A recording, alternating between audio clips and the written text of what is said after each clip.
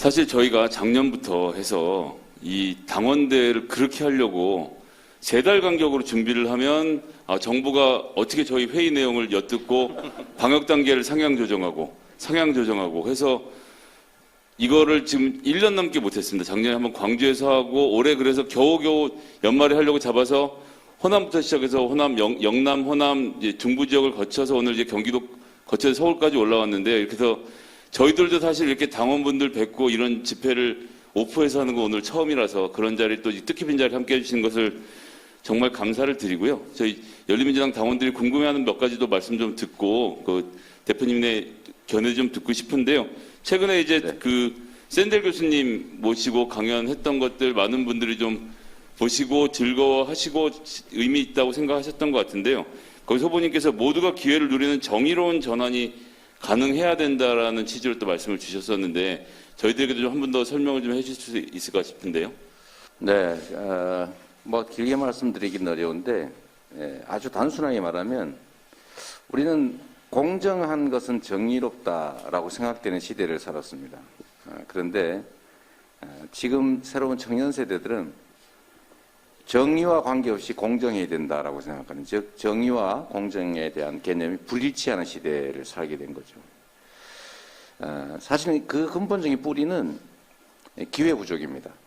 우리 기성세대들은 기회가 넘치는 시대를 살았기 때문에 공리, 즉 사회적 정의라고 하는 것에 대해서도 관대할 수 있었죠. 내가 약간 손해보더라도 다른 것으로 보상받을 수 있기 때문에 모두에게 필요한, 그러나 나에게 손실되는 것을 감수할 수 있다. 그게 정의롭다고 생각했던 것이죠. 그런데 지금은 기회가 워낙 적은 사회가 돼서, 즉 둥지가 작아진 사회라 누군가는 둥지 밑으로 떨어져야 되는 그 생존을 걸고 하는 이제 전쟁을 겪는 상황이 됐습니다. 그래서 공정 자체가 최종 목적이 되어버린 거죠. 정의, 뭐 개나 주라 그래라고 하는 그런 심리 상태가 됐다. 근데 결국 이 문제는 우리가 수없이 얘기하는 양극화의 폐해죠. 그래서 이 문제를 해결해야 되는 상황이 됐고, 공정성 회복을 통해서 우리가 이제 기회, 파이를 키우고, 또 이 전환적 위기, 코로나로 표현되는 뭐 팬데믹, 또 신재생 에너지로 전환해야 되는 기후 위기, 또 디지털 전환, 이런 대격변의 시대에 기회를 창출하자, 위기를 기회로 만들어서 이제 새로운 길을 가야 되는데, 이때가 정말 진정으로 공정성을 회복할 수 있는 좋은 기회가 된다. 또 공정성도 회복해야 된다. 그 측면에서 이제 마이클 샌델 교수 입장은 우리가 공정하다고 생각하는 것들이 실제로 내면을 잘 들여다보면 결코 공정하지 않다라는 지적을 했는데, 사실 합이 되게 잘 맞았어요. 그래서 다가올 시대, 이제 대변화의 시대에는 우리가 정말로 정치도 좀 바꾸고, 정책도 좀 바꾸고, 경제도 바꾸고, 사회 시스템도 바꿔서 전환의 결과물을 좀 공정하게 나누고, 또 그 기회도 공정하게 좀 나눠서 참여하고, 그것이 결국은 성장하고 더 공정한 사회로 가는 길이다. 뭐 그런 얘기를 해봤는데 통력이 좀 부실해가지고 조금 그랬어요.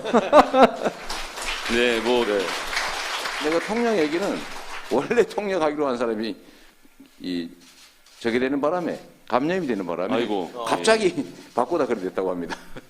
그런 안타까운 일도 있었군요. 공정공정하니까 안타까운 예. 공정공정하니까 생각나는 후보가 하나 있어요. 그래서 맞습니다. 예. 아니 관심 없다 그러시더니 아니 관심은 없는데 갑자기 마이클 샌델 교수를 말씀하시니까 네. 후보님 대화하시는 중에 그 YUJI가 무슨 뜻이냐 이런 거 한번 물어보시지 그러셨습니다. 저 물어보고 영어로. 싶었는데 네. 이 국격을 생각해서 제가 안 물어봤습니다.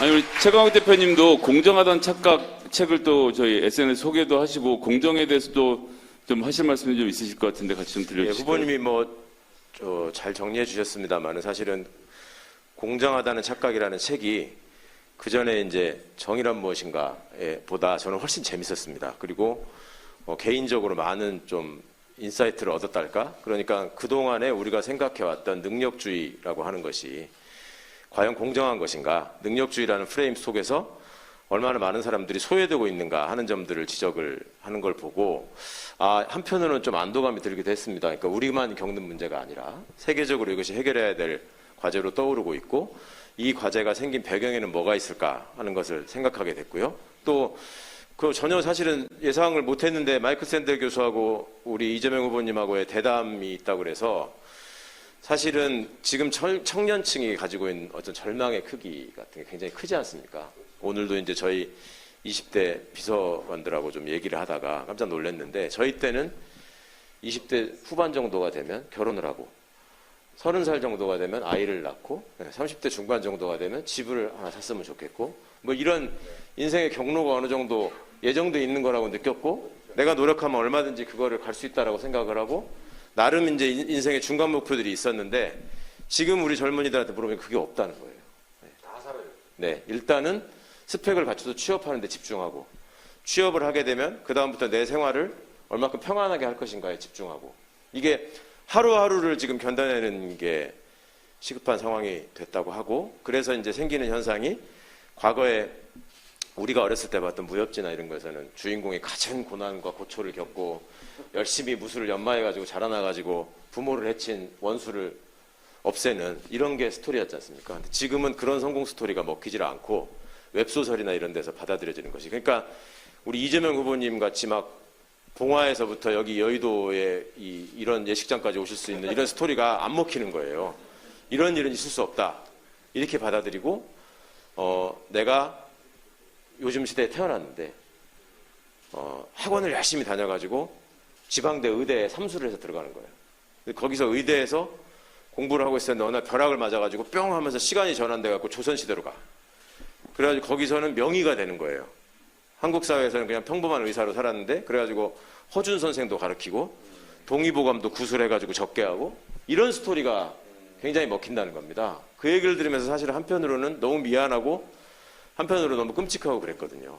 근데 그 과정에서 무엇보다도 가장 어려운 삶을 살아오면서 한국 사회의 발전 과정, 또 민주주의의 성장 과정, 그 다음에 이재명 후보 본인께서 말씀하신 이 철학의 전환 과정이 있지 않습니까? 굉장히 어렵게 살 때는 너무나 그 가난하고 빈곤해서 자유가 뭔지도 필요한지도 모르고 살았다고 주장하는 사람이 있는데 뭐 그런 사람의 수준이셨는지는 모르겠습니다만 하여튼 굉장히 이 정치 문제에 대해서 극우적인 시각을 갖고 계시다가 어느 날 갑자기 내가 세상이 그렇지 않다는 걸 깨닫게 됐다.